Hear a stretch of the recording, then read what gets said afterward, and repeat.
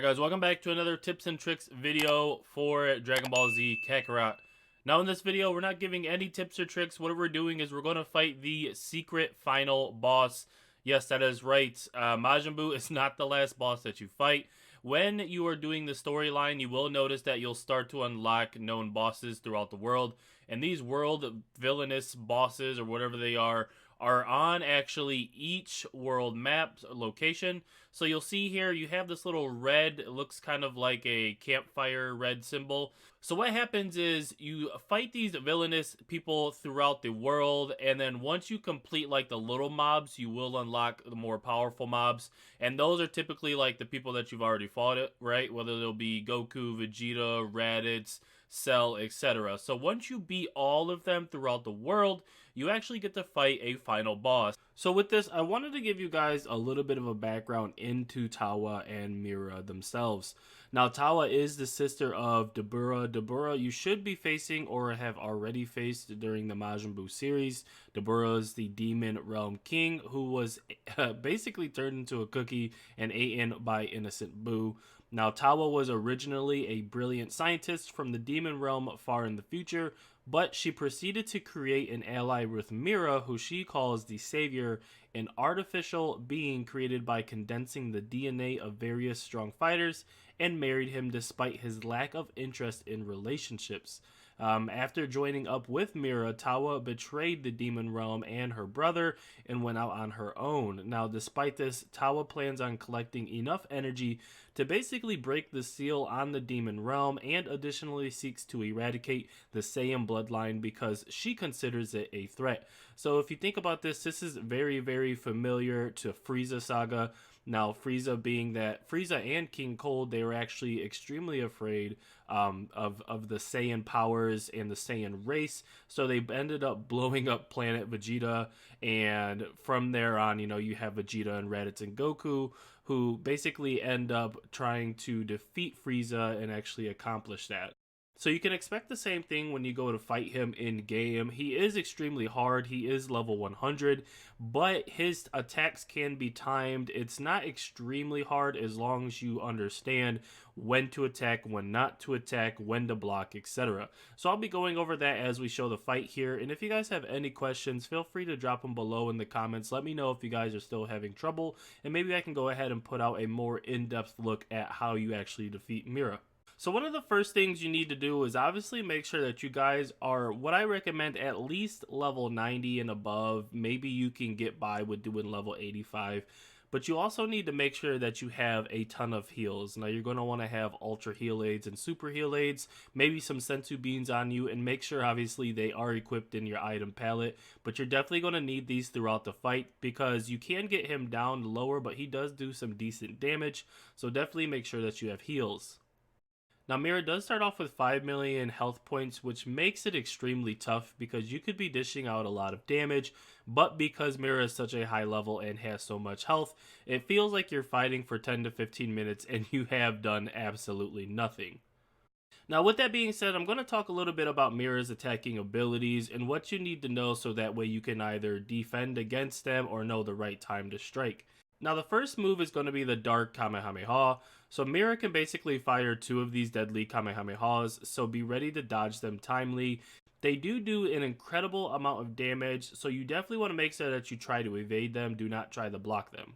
Now, another one that I personally hated when I fought Mira was the Android Punch. So when you see a red arrow pointing towards you, beware, as it is the indication of Mira's Android Punch. Basically what he's going to do is he's going to rush at you and punch you to the point where you're basically going to have stun damage.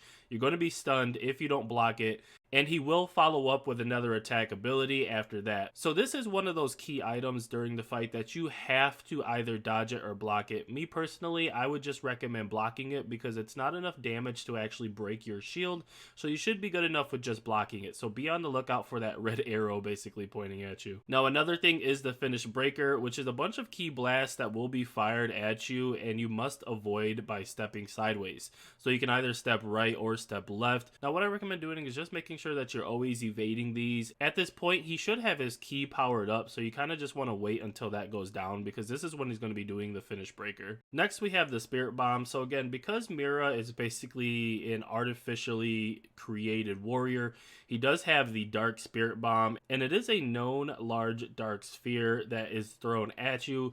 So the best way to do this, I would recommend, is just evading backwards and evading left or right. If you get enough space between you and him as he's throwing it at you, you should be able to evade it and then either dodge left or dodge right. Now you can also go ahead and block that Spirit Bomb as well. It's totally up to you. It won't break your shield, so you won't be stunned.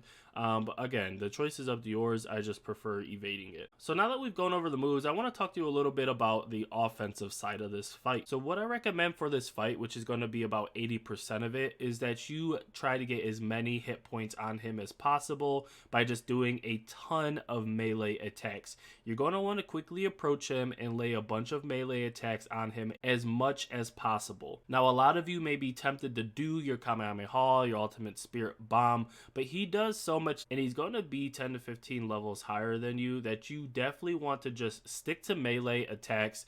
If you can, rely on your support attacks from your other characters, right? Have Vegeta do his Big Bang attack, have Gohan do whatever it is that you want him to do, right? Like a Kamehameha or something.